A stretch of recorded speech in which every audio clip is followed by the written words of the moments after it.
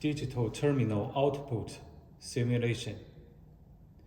Use a light to indicate what you want to show the status. Firstly, check the wiring, 24 volt and the digital output terminal.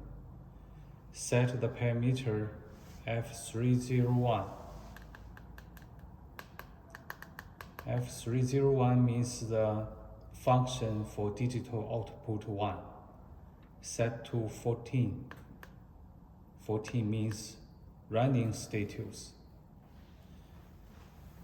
Use meter to test the voltage between D01 and 24 volt. So stop status is 0 voltage.